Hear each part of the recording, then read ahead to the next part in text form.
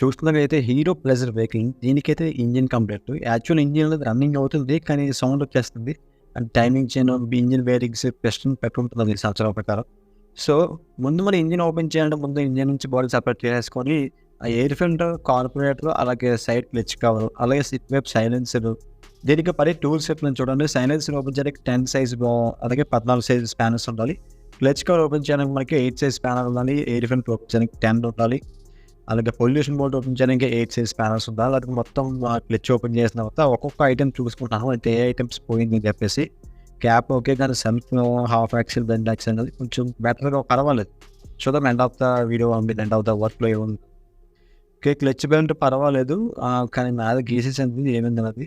So clutch open చేయడానికి ఇంకా centre bolt open చేయవలసి ఉంటుంది. ఈ విధంగా సపోర్ట్ తీసుకొని బోల్ట్ అయితే యాజ్ ఇట్ ఈజ్ ఓపెన్ చేసేయండి. రివర్స్గా నార్మల్ థ్రెడ్డింగ్ ఓపెన్ చేసేసి కంప్లీట్గా బయట తీసేయండి.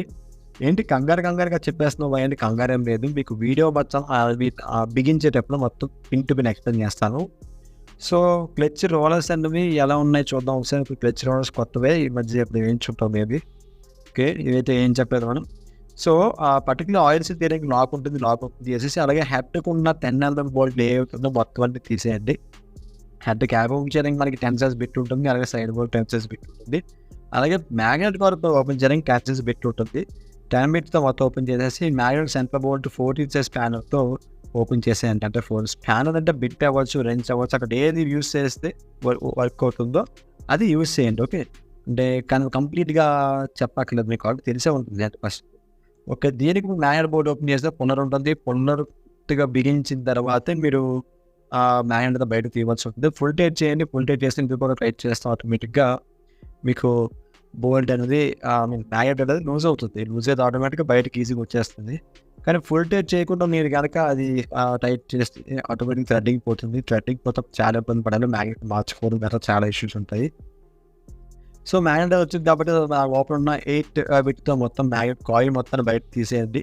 అలాగే కాయిల్ మొత్తం బయట తీసేసి ఇప్పుడు మన హెడ్ అయితే ఓపెన్ చేయాలి. బోర్ అంటుంది సరిగా. హెడ్ కూడా 10 mm బోల్ట్ అన్ని ఓపెన్ చేసి 13, 12 స్పానర్తో ఆ సెంటర్ 4 బోల్ట్ ఓపెన్ చేసేసి అలాగే ఇక్కడ టైమింగ్ వేలుకు ఉన్న 8 mm బోల్ట్లు అలాగే పక్కన ఉన్న 10 mm పొడవు బోల్ట్లు ఇవి కూడా ఓపెన్ చేసేయండి.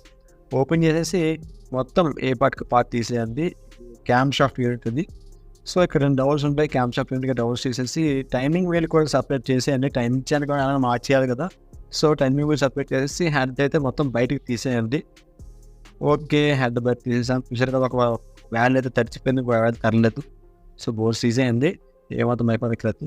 సో నెక్స్ట్ అలాగే ఇక్కడ హెడ్ దగ్గర ఉన్న డౌల్స్ రెండు వాళ్ళకి ప్యాకింగ్ కిట్ కూడా తీసేసి గైడ్ కూడా అడిగిందండి. గైడ్స్ కూడా మార్చేయాలి. మనం మేము మాత్రం ఆలోచించుకుంటే గైడ్స్ కూడా మార్చేయవలసి ఉంటుంది. ఇప్పుడు బోర్ కూడా తీసేద్దాం. ఓకే, బోర్ సీజన్ మీకు క్లారిటీగా తెలిసిపోతుంది. చూసారు కదా, బోర్కి గీతలు కనిపించాయి. అలాగే పిస్టన్ పైన కూడా గీతలు క్లారిటీగా కనిపిస్తుంది. సో ఇబ్బంది లేదు. సో బోర్కి వచ్చేసింది బండి. కాకపోతే వాళ్ళకి అడ్వాంటేజ్ ఏంటంటే ఫస్ట్ టైం వాళ్ళు బోర్ చూపిస్తారు. ఇది కొత్త పిస్టన్ అండి, చూపించాను కదా. ఇది పాత పిస్టన్ అంటే ఎందాక చూపించింది బజాజ్ సిరియన్ ఉంటుంది. ఇది హీరో ప్లెజర్ అన్నమాట పాత పిస్టన్.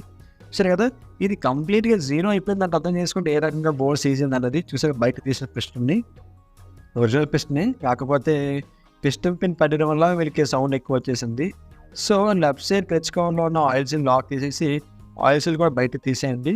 ఆయిల్ సీల్ తీసేసిన తర్వాత టైమింగ్ చైన్ ఎప్పుడు తప్పించిన పర్లేదు. నాకు ఇంజిన్ మొత్తం ఓపెన్ చేసినప్పుడు తప్పించినా ఎటువంటి ఇబ్బందే లేదు. అంటే ఇప్పుడు తప్పించేసుకుని అప్పుడు తప్పించుకోవడం బెటర్. కొంచెం అప్పుడైతే కొంచెం ఇబ్బంది పడాలి, ఇప్పుడు కూడా ఇబ్బంది పడాలి. ఎలాగంటే ఇబ్బంది లేదంటే కొంచెం టైం టేకింగ్ అవుతుంది, ఇంకేం ఇబ్బంది కాదు. సో ఇప్పుడు మనం ఏంటంటే అటువైపు ఉన్న మొత్తం 10 mm బోల్స్ అన్నీ కూడా పంప్ వీల్ బోల్స్ మొత్తం అన్ని బోల్స్ తీసేసి స్టాండ్ పిన్ మొత్తం కూడా తీసేసిన తర్వాత అక్కడ పంప్ వీల్ అనేది ముందు డిస్కనెక్ట్ చేసేయండి. ఇప్పుడే తీసేసి ఎందుకంటే మళ్ళీ క్లీనింగ్ చేసినప్పుడు అందులోకి ఏమైనా వాటర్ డెప్త్ ఏమైనా పంప్ పోతారు. పంప్ డబ్బులు మళ్ళీ కస్టమర్కి పడతాయి కాబట్టి సో మొత్తం తీసేయండి. సో పంప్ వీల్ కూడా బయటకు వచ్చేసింది. వీల్ కూడా పర్వాలేదు, బాగుంది. సో క్రాంక్ షాఫ్ట్ బయట తీసేయండి. సో నెక్స్ట్ ఇంకా అన్ని వీడియోస్ కూడా 1 by 1 అప్లోడ్ చేసుకుంటాను. ఈలోపు మన ఛానల్ కొత్తది ఏమైనా సబ్స్క్రైబ్ చేసుకోండి గైస్.